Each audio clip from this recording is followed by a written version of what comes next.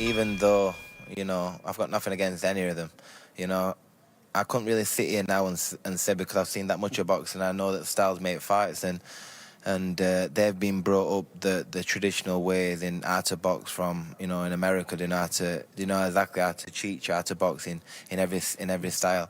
In Britain we're a bit, behind the times, so it's a bit different. But I think that'd be I think that's the fight to make. I can't. Right, listen. If you want to sort it out, fight me. You didn't fight me. You could have fought me and you didn't. If you want to fight me, here I am. Let's have a fight. Let's do it on the cobbles if you want. Forget boxing. Let's do it outside. When I fought Hatton, I knocked Hatton out with 10 ounce gloves on, stepping back when he was undefeated.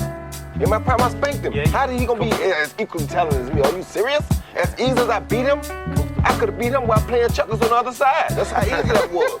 And he better than us? Are you serious, James Tony? They call me the problem, but you could call me the can man, because anybody can get it. Africans, Americans, Dominicans, Mexicans, anybody can get it. You don't see in my eyes that this is going to be our toughest fight. Your eyes? Both of your eyes is messed up. How am I seeing your eyes and see if come on, let's be serious. Let's be serious. On, Let's be serious. You know. Well, you will.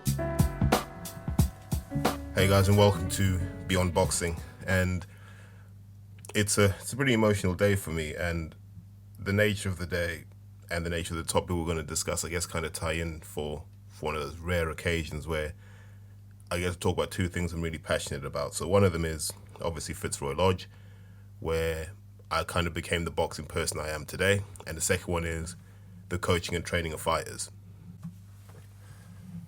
So to me and a lot of the guys from the lodge, this is the 9th anniversary of the passing of Mick Carney, and like a lot of our reference points in boxing probably come from a combination of Mick Carney, Billy Webster, and a few others. But for me, I sort of arrived at the lodge at the tail end of Billy's time there. So I arrived in 2004, and so I never really got to see either Mick or Bill in their peak, but I got to see them kind of when they'd mellowed, and there were those wise old heads of boxing, and through them I learned so much about what to do right and what to do wrong.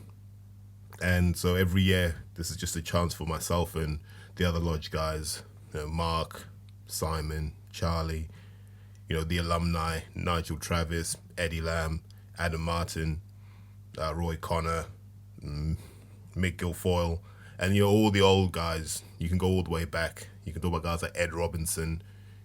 We can talk about all of these guys, Johnny Harris, the actor, and all of us kind of stop at this point and we just reminisce, and we're grateful, A, that we all know each other, B, that Mick put it all together, and C, that Mick taught us the right way to be in boxing, which then translates into the right way to be in life. So I did just want to pause for a second and just pay tribute to him, because from 2004 till we lost him in 2011, Mick was always the guy whose approval you wanted. You always just wanted that pat on the shoulder to know that whatever it is he wanted you to do that day, you'd done it well. And I don't think you have people like Mick anymore, people who live, breathe, and dedicate themselves to helping subsequent generations and being true custodians of the sport. So I did just want to take a few seconds just to pay tribute on his anniversary to Mick Carney, and also just a nod to all the other guys who are like Mick. And it's not just Mick Carney.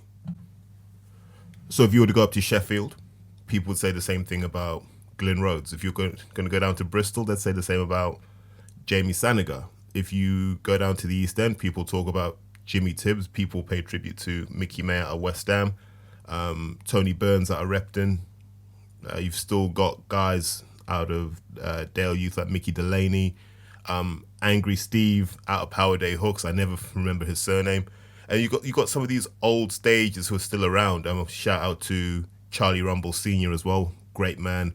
These are real boxing people, real old school guys that when they're gone, I don't think we'll be able to replace them. So let's pay tribute to those that have passed, and let's enjoy those who are still with us now.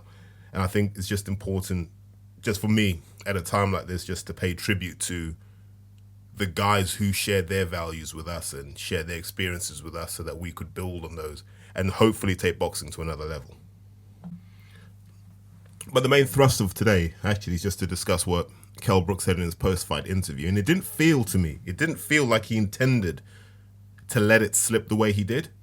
But I found it really interesting. I think it's quite informative in terms of his relationship with Dominic Ingle, with John Fuchs and so forth, that Kel made the statement that you heard in the intro, and it were two things struck out for me, or stuck out, I should say.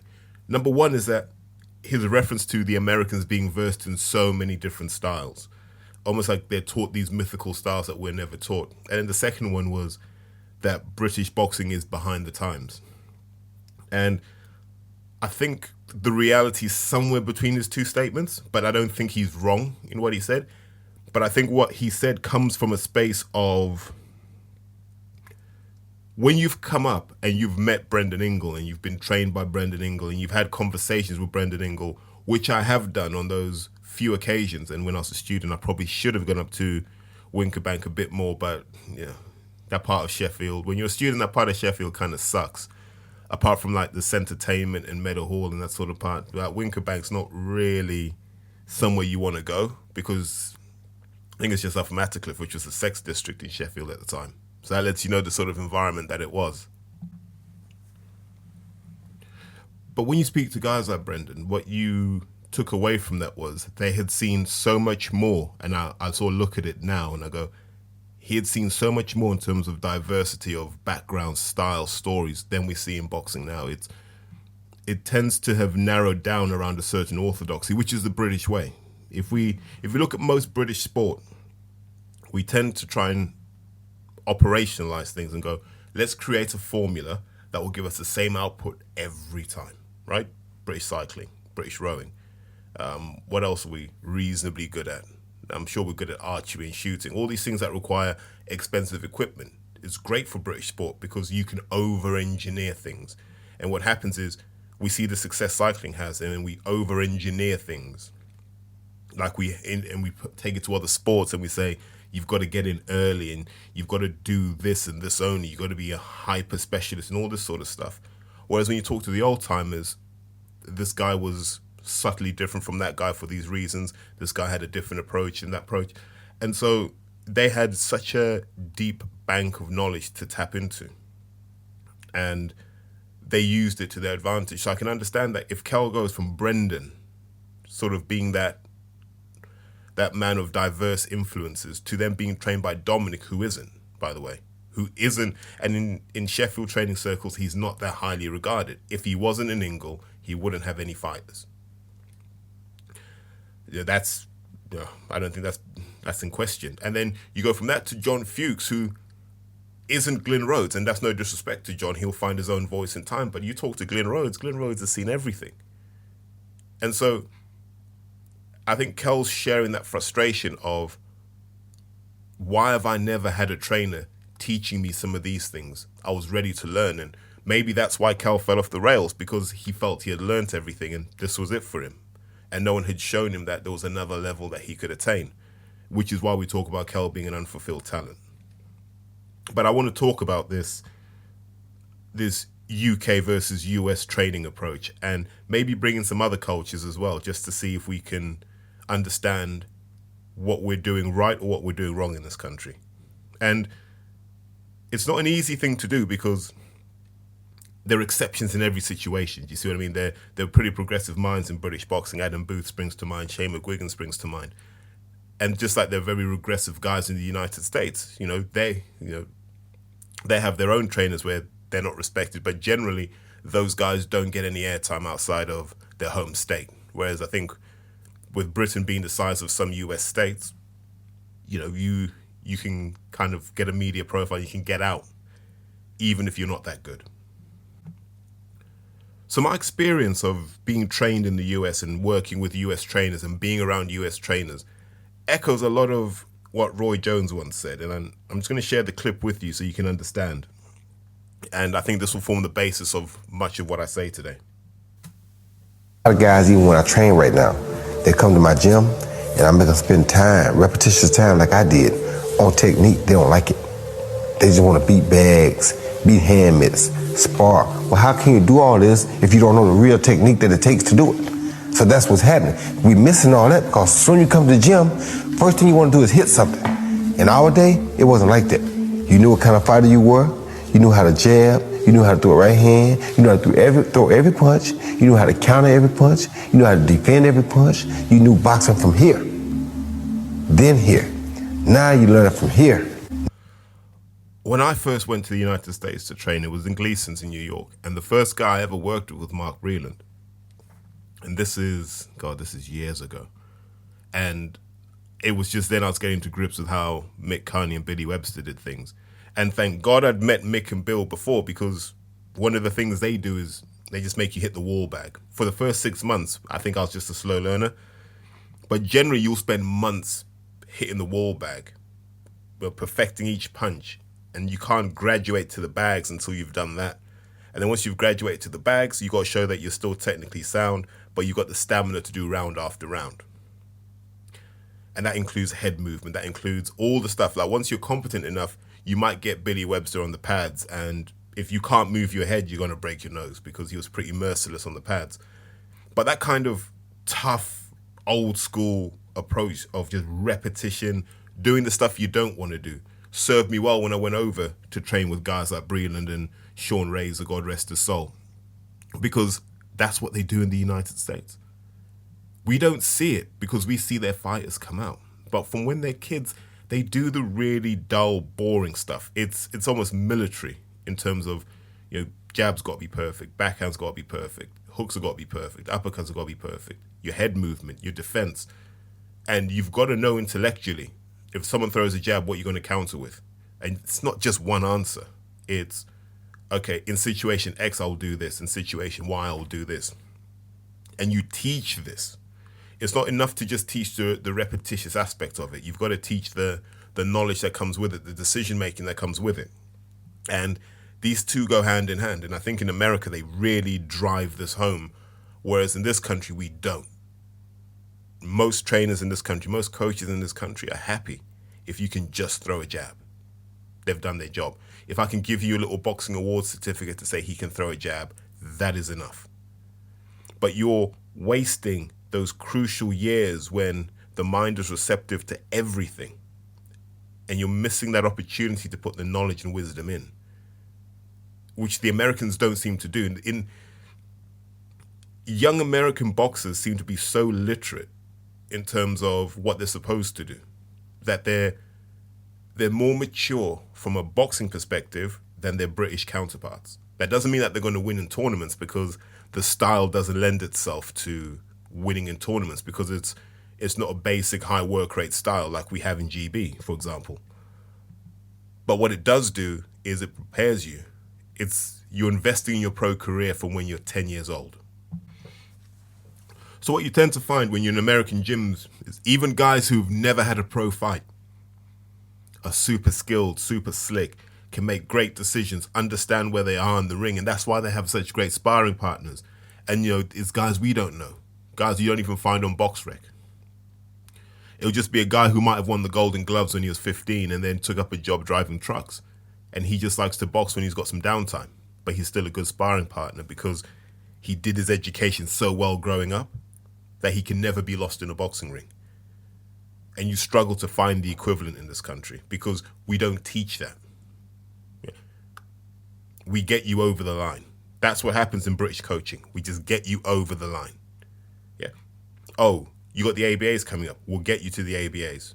Oh, then you got to box in this tournament in Dublin. Oh, we'll just get you over the line for that. There's no bigger picture. There's none of this that says, look, by the time you're 18, you are going to be the most complete boxer this country's ever produced. I'm going to come back to Kell Brook, because if you think about Kell's probably as skilled and as complete a boxer as we've produced in the last 20 years. I don't think there's a question about that. In terms of skill set, in terms of the fact that his timing's pretty good, his technique's pretty good, his movement's pretty good, Kell's there. But it's very one-dimensional, and I think that's down to Dominic Ingle. He's very one-dimensional, and if that one thing doesn't work for Kell, he falls apart, and he falls apart spectacularly. Now look at his opponent, Crawford. If Crawford wants to stand and trade with you, which he did in his previous fight, he'll stand and trade with you. If he wants to play the timing battle and catch you coming in, like he did with Kell, he'll play that too. If he just wants to pick you apart, he can do that too. And what I like most about Crawford is it seems like he makes that decision in the ring based on what he sees. I don't think there's another British boxer that can do that. And you think how much money we spend on things like Team GB, and you think how many people on social media, on Twitter, will tell you they're boxing coaches. Now look on your Instagram and see how many guys you see with this licensed coach attached to their Twitter handle. And you tell me how the hell we're not producing that. Maybe it's because our coaches are good at what they do, but what they do isn't good enough. This is the point where if I'm a boxer now, I'm sharing this episode with my friends and I'm saying, is your trainer any good? Because right now I ain't feeling that I'm getting the education I need. And that's really the only question we're asking here, especially if you're a prospect on the way up. Are you getting your education? Yes or no? So we come back to this whole thing of, are we behind the times? Pretty much in every way, yes. And I know I want to get responses back going, but look at the advances we've made in nutrition, diet, strength and conditioning. And I'll say, that's true, but in a 12-round fight, what impact do those really have? If we're being honest, like whether you eat your steak with the fat on or the fat off, is that going to make you a 12-round fighter? I don't think it is. Whether you bench press 100 kilos or 150 kilos, is that going to make you a better fighter? Yes, I don't think it is. It'll make you a better athlete, by all means, but I don't think it translates directly into fighting. So when I see guys deadlifting 200 kilos and those sorts of things, and I'm saying to myself, what's that really doing for you? The answer is absolutely nothing. When I see guys doing these box jumps, throwing the weights down, does nothing for you. When you've got the resistance bands around the knees and you're activating your glutes, does nothing for you in the ring. Does it make you a more rounded athlete? Yeah, but you're a professional boxer. Like, what are you going to do? Go and play in the British Basketball League? I don't think so. So people aren't realistic about what value they're getting. And what that means is people prey on the insecurity, right? Strength and conditioning coaches prey on that insecurity. And what they do is they get their program that they got for this rugby player and they scale it down for a boxer and they go, just do less weights. But actually, none of it's boxing specific. So there's no carryover. I watch a lot of guys train and I tell them 80% of what you're doing is a waste of time. Now, if it makes you feel better, then do it. I remember I'd always talk to JP, and JP will tell me this is what I have to do before a fight. And now, I know it doesn't really add any value to what he does in the ring, but I know psychologically it lets him know that he's ready, so I don't disrupt that. And that's fine. I'd be wary of someone coming in preaching a new gospel in terms of strength and conditioning to him. Nah, not my place. But I see this all the time. Everyone's so good on the strength and conditioning front. Hill sprints, 17-mile runs, all this sort of bullshit that I see. But then when it comes down to how are your skills don't improve year on year. I watch the guys that I've seen come up through the amateurs and they haven't moved on. They haven't moved on because they haven't been educated. Not because they're not willing, they're not lazy. They haven't been educated because the person that's taking the 10% every fight isn't capable of educating them, isn't capable of taking them to that next level. So that's why you hang around with a trainer, then you suddenly realize you haven't learned anything for 3 years and you move on, but by then it's too late.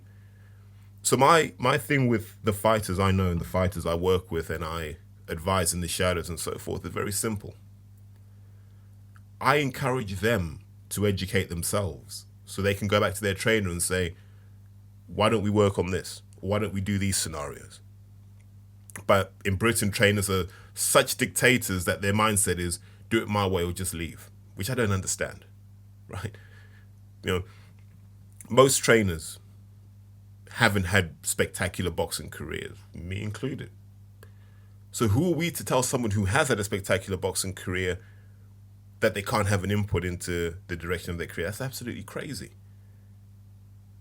But this happens a lot. This is what happens. And so you look at guys and you get to British level pretty quickly, right? English level, British level, you get there pretty quickly. And you can get there by being fit, by being strong and having your good basics. But you're going to fall apart at European level. Ted Cheeseman did. Frank Buglioni did. All these guys fall apart, but they're really They're really good technicians. There's no question about that. Ted's a good technician. He proved it as an amateur. Frank proved it as an amateur. They're good technicians. So how have they fallen apart when it gets to that level? How have they fallen apart when the big ticket fights come along? And the answer is lack of education. The person in front of them showed them something they've never seen before and had never prepared for. Now, American fighters, and to an extent, Eastern European fighters, are like, no, I know what's happening here. This guy's changing. He's now trying to bait me in. I'm not going to do that. I'm going to take a step back. I'm going to dare him to come to me, and then we're going to play my game. Or you might see it and go, well, actually, he doesn't think I'm going to take the bait. I'm going to take the bait, but I'm going to keep my head on his chest. I'm going to see if that works. Or you might just go, well, the right hand isn't working, so how about I try the right uppercut, see if I can get through that way. And then I can scare him enough that then the right hand will work. And I see American boxers making these adjustments from every age group. Their defense, they understand what defense is. All these small things, and it's not like American coaches are this single flavor of boxing coach. Like, there's so many different philosophies in the US, and a lot of times these guys don't agree with each other. But what they do is they listen to each other, they take from each other, and they prepare. And they make sure that once they've seen that style, they know how to deal with it. And then you just, it's locked in the bank. And that's the difference. And so this is what I'm going to start to zero in on when we say what makes the American coaches different.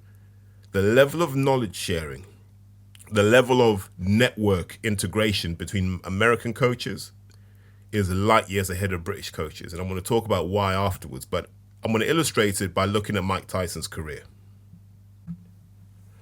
So I'm going to apologize in advance to one of the guys I train, young Hamza, because I'm about to butcher the list of Mike Tyson trainers because I've got to do this off the top of the head, which is going to be a nightmare. So the ones I can remember, obviously Cus D'Amato, Teddy Atlas, Kevin Rooney, Aaron Snowell, and I think we go to Rich Giacchetti, Tommy Brooks, Stacey McKinley, put Ronnie Shields in there, and Freddie Roach. I'm sure I've missed one or two out.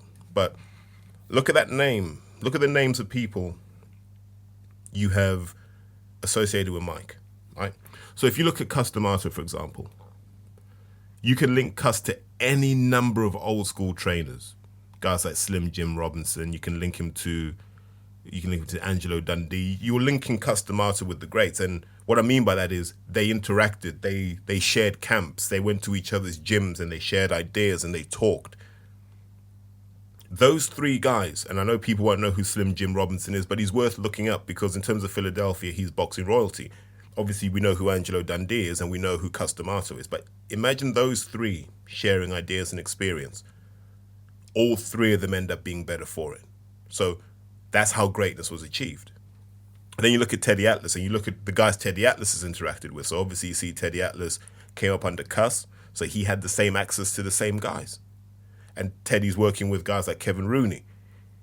So you start to see these networks forming in boxing. And then just to show you the circle, so look at Aaron Snowell. So Aaron Snowell, I think, is out of Philadelphia. So he grew up not far from, I think it's Deer Park, where Muhammad Ali used to train in Pennsylvania. So he came up under Angelo Dundee, Slim Jim Robinson. I think he knew Cus D'Amato as well. And this guy was training Mike in his late 20s or early 30s. He was a young man training Mike, but he had been in the game since the mid-70s. So he had that access. He was getting that knowledge early. And I think he had Frankie Randall. So if Ed Muscat's listening to this, I know you had a poster that had Frankie Randall on there. This young man trained Frankie Randall like in his early 20s or something. So now you start to see these networks build up. So Aaron Snowell's had all of this knowledge come down from the Philadelphia side. He's had the knowledge coming from Angelo Dundee and the Miami side, then Cus D'Amato with the New York side of things from Catskills. So all that knowledge in a young man before he's even allowed to train. The same with Rich Giacchetti. Rich Giacchetti came up, I know he was Don King's kind of guy, but he came up kind of through Ohio and then through Pennsylvania, and then he got given Larry Holmes and so forth, and he built. So now you're starting to see that Mike became this lightning rod for all these really good trainers to come together and share knowledge and experience. And you can move forward into guys like Stacey McKinley. So you had Stacey McKinley, who is known for being Emmanuel Stewart's assistant at the Kronk.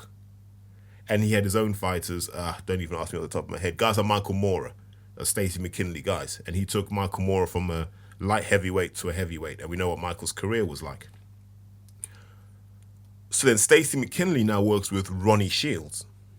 We all know Ronnie Shields because of Jamal Charlo, Erislandy Lara now. But now you look at Ronnie Shields and you go, okay, so where did Ronnie Shields come from? Ronnie Shields is a Texan. When he was boxing as a pro, I think he was based out of Texas pretty much. His career wasn't spectacular, but he was considered one of the all-time great American amateurs. And had Sugar Ray Leonard not existed, he'd have probably gone to the Olympics and won a gold. That's how good an amateur he was. I think he was 241 fights and 21 losses, or 241 wins and 21 losses. That's an absolutely insane record. And so as a young man, he was given a chance to work with Lou Duva and George Benton. Now, George Benton links to Slim Jim Robinson out of Philadelphia, because those guys fought each other and they were friends and they shared knowledge and ideas. So that comes down, and then the line from Lou Duva as well. So let's not forget, Lou Duva's an old school trainer as well. And so Ronnie Shields is getting that exposure, and he's being given a chance to train the 1984 Olympic squad, now that they've all turned pros. That's Evander, that's Virgil Hill, that's Pernell Whitaker, that's Meldrick Taylor. He's already getting that experience as a young man. And so he goes on to train some of these guys, goes on to train Vernon Forrest, goes on to train David Tour, if I remember correctly, and he trained him for the fight with Lennox Lewis. So look at all these trainers, and all of a sudden you're seeing that they're all around each other and they're all getting access to that knowledge. We know Freddie Roach came up under Eddie Futch, and Eddie Futch is one of the all-time great trainers, so from whatever you want to say, from Joe Frazier all the way to Riddick Bowe. Eddie Futch has proved himself. And so what you're seeing is all these small networks that tie in together, where the knowledge is being shared. You tell me how you solve this problem, or you tell me how you solve this problem. And, you know, a lot of this all links back to someone like an Emmanuel Stewart, who in his own gym, like we said, had Stacey McKinley, had Bill Miller. Those three in themselves could probably walk into the Hall of Fame. Then you look at the Philadelphia side, guys like Bowie Fischer. Who was his assistant? Nazim Richardson. So when Bowie Fischer was training Bernard Hopkins in the early 2000s, it was Nazim Richardson that saw that Felix Trinidad was wrapping his hands in a shady manner. And that's what made him suspicious for the Shane Mosley situation with Margarito. So now look at the knowledge sharing that's happening in America amongst elite American trainers, because what happens in America is there's enough money in these fights that I'm going to get the best three trainers I can for my corner. My head trainer is my head trainer. So if I'm Jamal Charlo, Ronnie Shields is my head trainer. But I might get a Greg Hackett in from Philadelphia who's got his own fighters, but they're at a certain level. I'm like, listen, you can come to the world title level and be an assistant here, and it's valuable. Or I can go and I can get a Mark Breland to be my assistant. It's worth it. And what you do is you get 3 sets of experience, 3 ways to solve these problems. That's game changing. And what it means is the knowledge stays in the sport. The knowledge and experience and the wisdom always stays in the sport, because these networks keep feeding into each other. And so it creates this collective knowledge in American boxing that is light years ahead of where we are. And it's not because they're doing anything magical. They just all work together. But I'll come back to Ronnie Shields, because I think Ronnie Shields is the best example of this, because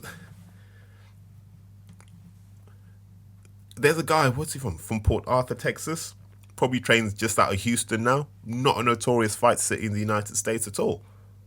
But you look at his CV and you go, well, you've trained Evander. You've trained Virgil Hill. You've trained Vernon Forrest. You know, in the modern day, you've trained the Charlo brothers. You've known them since they were 10 years old. What more do you have to do? You had Efiek Jagba, just to bring it up to the modern era. I know they've recently split. But this is a guy who's seen it all, and he's been in so many different camps that his knowledge is invaluable. So if you're a young trainer, you want to work as his assistant because you're going to get that knowledge. And then in America, what you also have is you have the outliers too. This is what I love about America, because you've got the knowledge sharing and then you've got the outliers. But then the outliers also are worthy of respect, and the outliers would also make something special in the UK. So you look at the Birmingham brothers. So I think it's Dan and Brian Birmingham. And they used to run a club called St. Pete's. And this was in the 80s, along with, I think it's like Alan McLaughlin, who I can't remember the names here. But they ran it out of St. Petersburg, Florida. Not a boxing hotspot at all in the 80s, right? They run a club called St. Pete's. And out of that club came Jeff Lacey and came, what's the other guy? The Southpaw, Winky Wright. They produced that. They were winning Golden Glove after Golden Glove after Golden Glove out of nowhere. 3 guys who had different views on boxing, but had a passion to succeed. And it's that sharing of knowledge that makes a difference. And it's weird to explain how that works, but when you get that, and you seem to get that a lot in America, and these guys weren't really plugged into the mainstream of boxing training, but over time they became plugged in. You know, you see all of these things. I think one of the examples I read recently was Stacey McKinley's now back, and he's working with Kevin Cunningham, who is most famous for training Devin Alexander, obviously. And then more recently, he's worked with Broner, Javante Davis, now that he's moved down to Florida. So once you get someone like Stacey McKinley and you're getting that experience in, that you can feed off as well, and all the trainers you work with can feed off that. We don't get that in the United Kingdom. But the one outlier I'd look at is there's a guy called Milton Lacroix. Google him. There's not much on him, but he's a really interesting case because he came to boxing really late, which I can identify with, where I think he came in his mid to late 20s. And he took up boxing, no idea if he ever fought or not. I don't think he did. He might have just been a sparring partner. And from that, he developed his own way of boxing. And he's very much a hands down, you're slipping shots with your head, your punches are loose and they're long and they're languid, conserving energy but delivering maximum power. And I think it was like 96, he won 5 Golden Glove titles. He's gone down to Florida and he's absolutely dominating the amateur scene there because he just has that different philosophy that's quite hard to read. But his is just based on his own experience. And now he starts to share that experience with others. And that's going to start diffusing and enriching the overall coaching landscape in the US. We don't have that here. British boxing is completely different. It is, I'm going to show up, I'm going to do it on my own. I'm going to prove to the world that I can do it. It's a very selfish thing, which is probably born out of insecurity. It's like, I'm going to do it. So the test I have for most young fighters is when someone offers to train you, just work out where they've come up. Who did you come up under? Who taught you anything? And if you're not impressed with that, you're wasting your time. And that's why you tend to find that fighters congregate in and around the same trainers. Let's have a case study. Let's take Sheffield, right? Because it's somewhere I'm reasonably close to and I understand it. So let's just look at the Sheffield training landscape for now. Sheffield/Rotherham. Dave Caldwell, Richard Towers, Ryan Rhodes, Dom Ingle, John Fuchs, Glyn Rhodes, Grant Smith. They're more, right? I've just picked those names because they're the ones at the top of my head. How many of those guys actively work together? What I mean by that is, do these guys sit down and have dinner and talk ideas and this, that, and the other? I believe Richard probably does with a fair few guys. Let me just add in Chris Smedley. How dare I forget the great Chris Smedley. Chris is in that mix as well. And Chris is back training for all you young fighters in Sheffield that want to get good. Chris is now back in the game.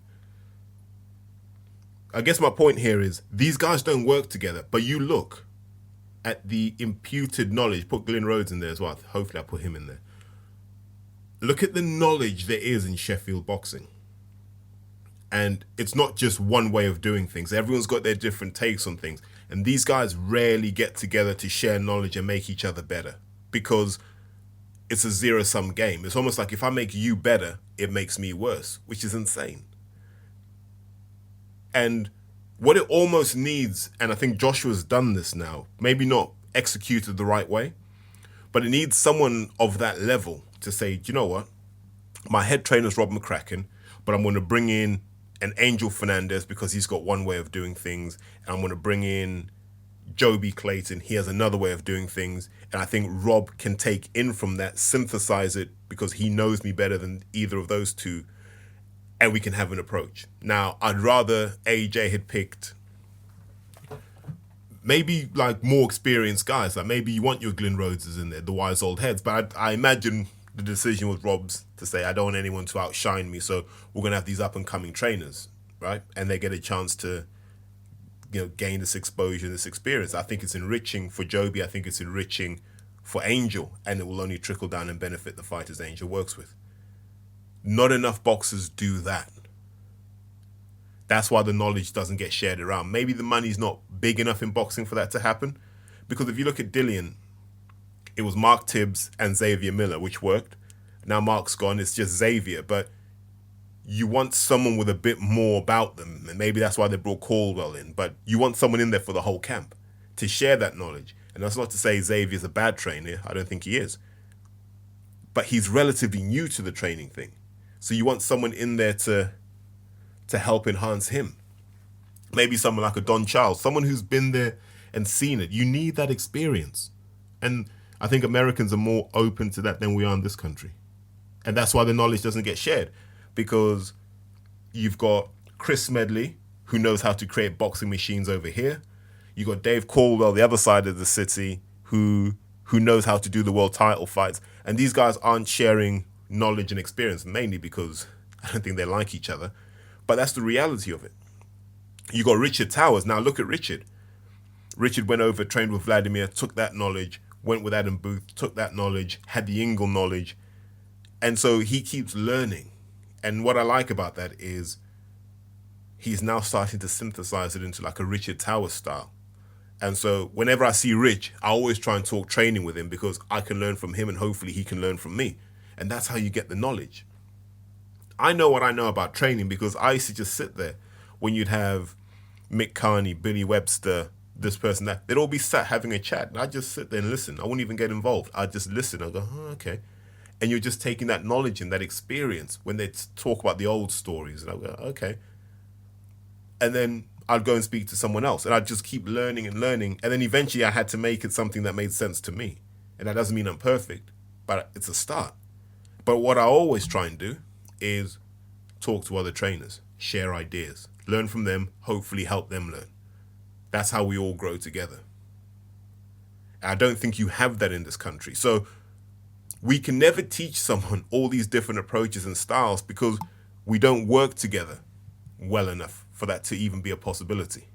Like in London, just London, the trainers don't get together. Like, the trainers I talk to are the people I know socially, not people I necessarily, I'd love to spend time with guys like Tox out of Stonebridge. I'd love to get more time with guys like Charlie Rumble Jr. They're guys you'd like to spend time with and talk boxing. But it's just, I don't even know why it doesn't happen, if I'm being brutally honest. I don't know. Even the ex-Lodge guys, I'll speak to Eddie Lamb every so often and just, we fire stuff back and forth to each other. Same with Adam Martin. That's the Lodge network. And then I've got my day-to-day interactions with guys like Mark Rygate, Simon Rose, and Big Linton. Do you know what I mean? So you've always got that. At least we're sharing ideas. We've got different ways of doing things, and we can all learn from each other. But I think also there's another big difference. In America, it's called learning from each other. And I think in Britain, it's called stealing from each other. And we need to start changing this idea. Like, I don't own any ideas. I only own the way I express the ideas. If you want to take what I'm doing and do it for yourself, cool. Just have the respect to acknowledge me. That's all we ask. Have the respect to acknowledge me. And at least then you can go, do you know what? I saw him do it. I thought I'd try it and it worked. You might do it better than me, but at least acknowledge where you got it from. I try and do that whenever I can. But in essence, this is what happens. Like, it's such an adversarial world in boxing training that we end up having camps built around certain trainers. Joe Gallagher has his stable. Jamie Moore, Nigel Travis have their stable. The Senegals have their stable. Dom Ingle has his stable. Adam Booth has his stable. And you can go on and on and on. And it's this idea that they want that total control. But if you're being realistic, no one in this country is good enough that they can have that total control. In fact, what they should be doing is inviting people to come in, learn, and then you move on. When you're learning your trade, you should be allowed to just hop between different camps. You know, ideally, I'd love to be able to sit there with Joe Gallagher, sit there with Peter Fury, sit there with Adam Booth. Not necessarily like I owe them a debt of individual loyalty. I just want to learn from all of them. And then one day someone's going to want to learn from me. And I can share that. And until we get to that point, I don't think we're ever going to produce fighters as good as the Americans. And I know people are going to say, but we've got this, we've got that, we rule the heavyweight division. Yeah, but that's not an indicator of overall depth. Right? We don't have the depth. We have a few freaks. Fury, because he's been so immersed in boxing, and Fury's a legacy of growing up around fighting people. Yeah, in immersing himself in boxing to the point where he's taught himself all of this stuff. But then, who's there left to teach him? That's why he's gone with Sugar Hill Stewart, because there's something to learn from that Kronk legacy. He can tap into that. You look at Joshua. What's Joshua really learned, if we're being honest? Joshua's he's fitter, he's stronger, he's bigger, and that's pretty much it. The stuff he was doing with Don Charles is light years ahead of what he's doing now. They literally regressed him. I don't know how good that version of Joshua would have been. He'd have looked better, and he would have been more entertaining. And every so often, you see bits of it come out. But no one ever gives Don Charles his credit for the work he did in developing Joshua as a more rounded boxer, which is what he tried to do. And so you get all of these scenarios where you want people to come together. In fact, Don Charles might be the one guy I've seen who's actively tried to do that in boxing, where he's had guys like Tony Pill, Xavier Miller, Josh Burnham, all come into his facility to learn and gain experience. And Don is so generous in sharing his knowledge, and I've learned a lot from Don Charles. He might be the one guy that gets it. And then we talk about him in terms of legacy. But overall, I think that's the difference when we talk about why the Americans are so much better. Their trainers all work together in various contexts. They share ideas, and they're more willing to work together because they understand that you move further together. Now, do they steal fighters from each other? I don't know.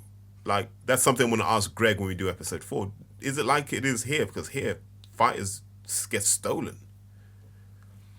Maybe it's because it's so expensive to run a gym here that you have to have a big biller somewhere. So when Dave loses Derek Chisora's fee, he's looking for someone else. So he'll tap someone else up. If you lose, let's say you lose Dillian, then you're looking for someone else. Maybe you get Billy Joe in. And this is what it becomes. It becomes a business for the trainer, because the trainer's like, how do I maximize my income? And that's why we end up with the fighters we do. Get them to a world title fight, get your money, forget whether they're any good or not. You've just made them super fit, super strong. They don't know what they're doing in boxing. And they go their whole career realizing they never fulfilled their potential because they never did the education piece. And that's ultimately what I say to young fighters. Yeah, cool. You get to 10, 15 fights, well done. You got there because that's already where you were in terms of talent and maybe strength and stamina. But to have another 15 fights where you're actually making real money and winning real titles, you've got to do the education. Because without the education, you won't make the right decisions. And if you don't make the right decisions, you're lost in the ring against someone like a Crawford. You're lost in the ring against someone like Adrian Granados, for God's sake. You'll be completely lost.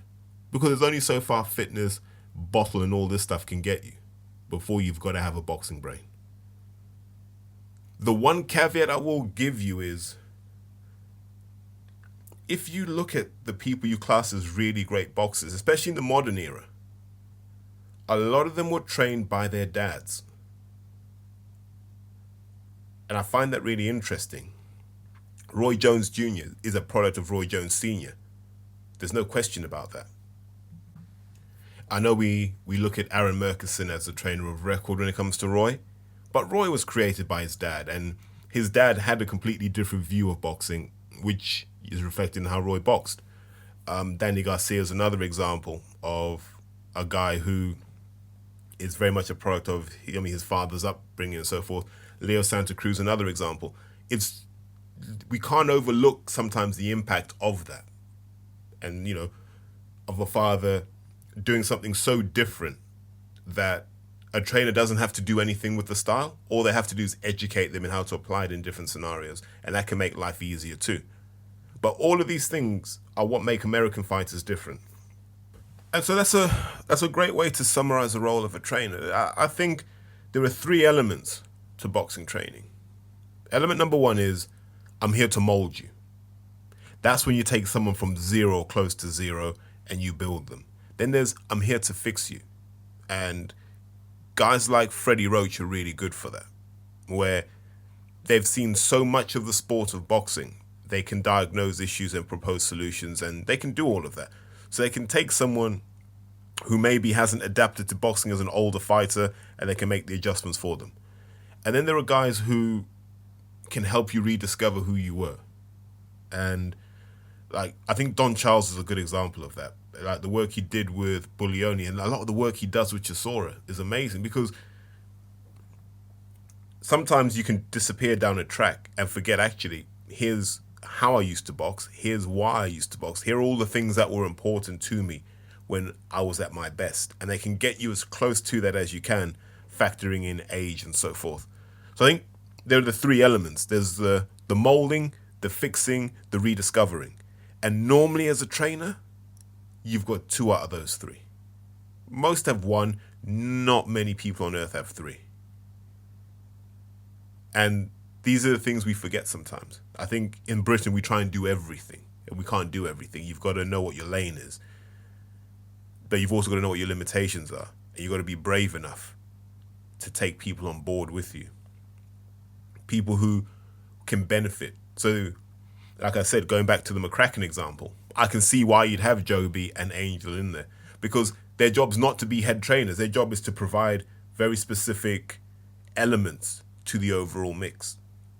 So what Angel does in camp with Joshua is not a reflection of what Angel does as a trainer in his own right. In the same way that, as trainers get older, they'll just get guys in to do the pads. And that's perfectly acceptable. Some guys like to do it themselves, some guys don't. I see Shane McGuigan with his elbows wrapped up now, and I wonder how long he can keep doing pads with everyone before he then has to bring someone in. Because obviously he's got Josh Pritchard, who he's bringing along. But if I'm Josh, I want to see other camps and other ideas, not out of disloyalty, but I want to make sure that I'm contributing something different to the mix as well.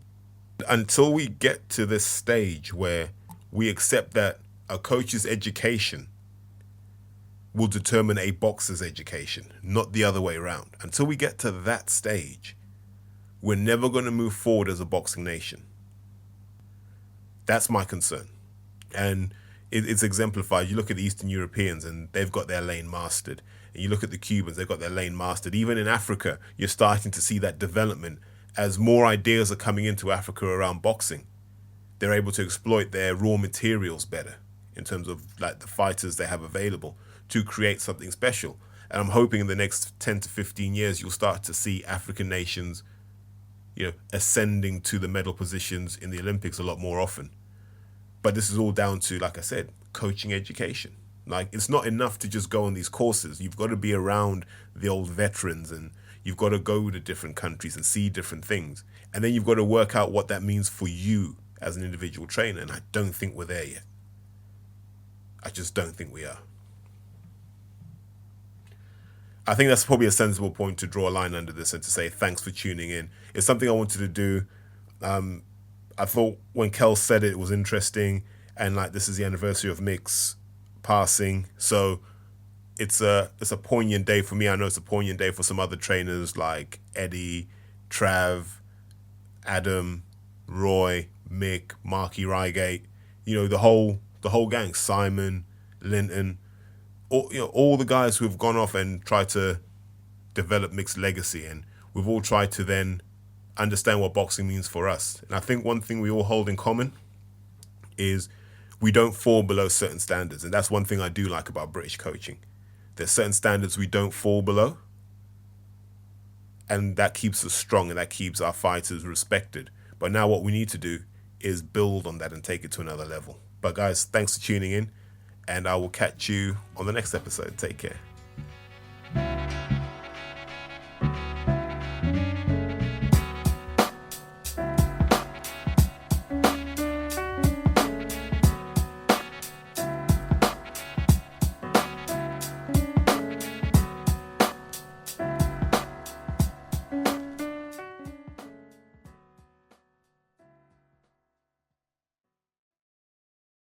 Porky's Corner is proud to be sponsored by Spartan Site Solutions. They are specialists in civil engineering and demolition contracts for the construction industry. Interested parties should visit their website or contact Porky's Corner for a referral at porkycorner@mail.com.